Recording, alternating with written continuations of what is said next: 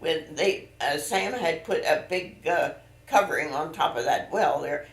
He flew out on top of that covering, all his whole body. That's how she threw him out of that door.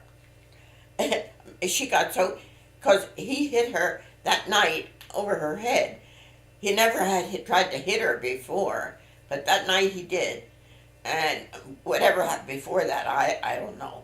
But I heard that bump. I heard first the rumpus. It was a steady rumpus, and that was how she sort of dragged him, I guess, or whatever.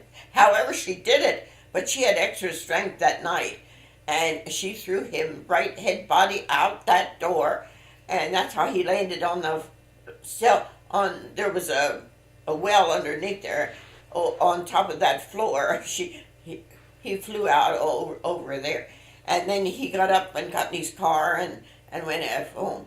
But then that episode when my Aunt Flossie from Allentown went down the sign store, the 5 and 10 store, that's where Mildred worked.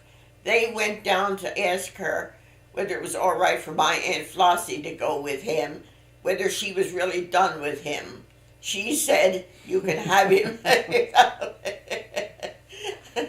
Oh, I don't know why I'm telling you all this stuff. Well, I've never heard that story before. I had no idea. I'm sure you did. I'm sure you did. But that was the end of Mildred and Paul Johnson. And she had gone with him for a couple of years. Wow. That was the end that was the end. But as I say, then after they got married, my Aunt Flossie had a bad temper too.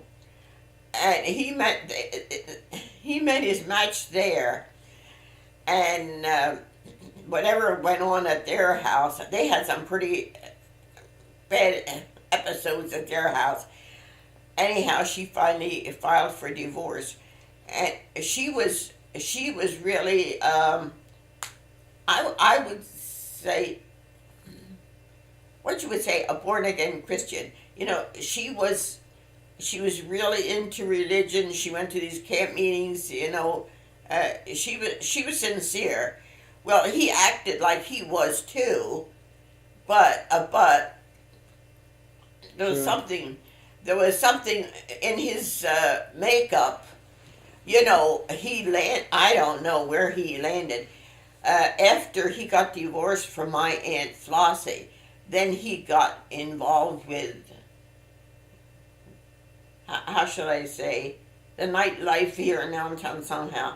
He got in, the family disowned him.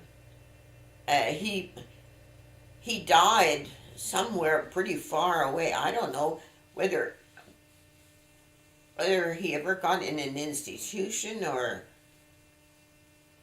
I don't know. He died, I guess. The family wanted nothing more to do with him. It went from bad to worse. Wow. As I say, why I told you this black story. Well, so after that then, how did Mildred get married? Oh, well then, we used to take eggs down. There was a dealer do you know where Johnson's Corner is? Mm-hmm. Do they still call it Johnson's Corner? I don't think so. Well, from the street where the farmer's market is comes out to the Philadelphia Pike, old Philadelphia Pike. Right on that corner is where the man used to live that used to come around and collect our eggs, and he took them down to Philadelphia, so that they got down to Philadelphia. But he was the one, or we used to take our eggs to his place, or they came and collected them.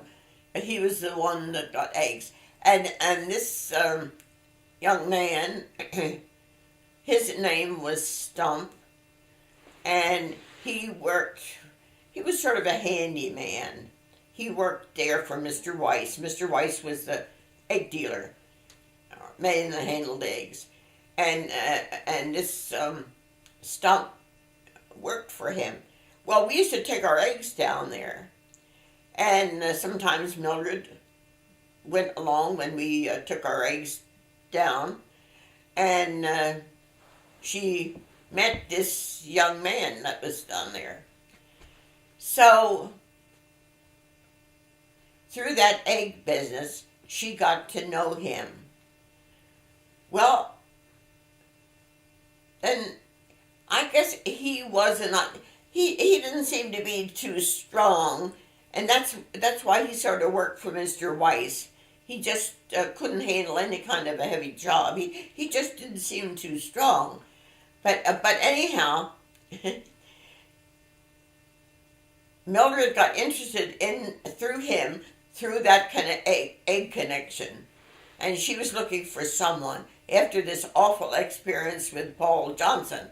She was looking for somebody, and he was the quiet, steady, you can depend on him for anything, good-natured. That was him. Well, anyhow, she invited him up to our place. She made up something. She invited him up. Well, at first, when they got this invitation, or I guess she wrote it in a letter or whatever, however, but anyhow, Mr. Weiss saw it at first, or I guess, the young man, his name was Stump. He thought Mr. Weiss was supposed to come along, that there was something. And then Mr. Weiss laughed about this, and he said, well, the invitation's not for me. He said, it's for you. Well, then at first, I guess, he was sort of surprised about this, and he was on the bashful side, too. But he came up. Well, it didn't take very long until they were married. And they bought a house over in Steinsburg, and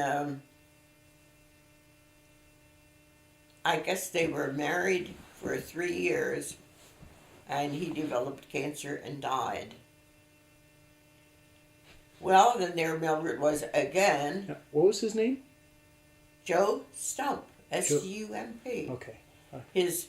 There in the Union Cemetery is a big stone with my parents' names on it and Mildred's name is on it and Joe Stump.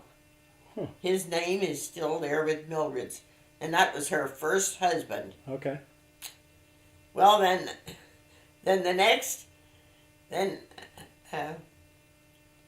through somebody that belonged to our church, she met another man that was looking for a housekeeper. And he lived up, I guess, around Bethlehem. I think it was around Bethlehem. He lived there. He was looking for a housekeeper. His wife, I think, had died. Anyhow, she applied for this, and of course, she got the job, and she went. Well, they got interested in each other. Now, at that time, he was a 70-year-old man, and she was beginning of 40. Well, she went there, and after a while, they got to know each other and used to each other, and she married him. So that was her second husband. So then he lived, as I said, he was 70 years then. So he lived to be 96, I believe. And then they built that house next to us there on the California Road. Right. On the farm. My dad gave them how much did he give them? 3 or 4 acres in that corner of our farm there. He gave that, and they built a house there then. So he lived to be 96, and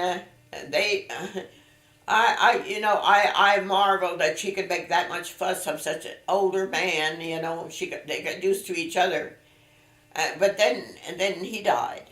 And that was Joe. That was Mull, Herbert Mull. Okay. That was her second husband.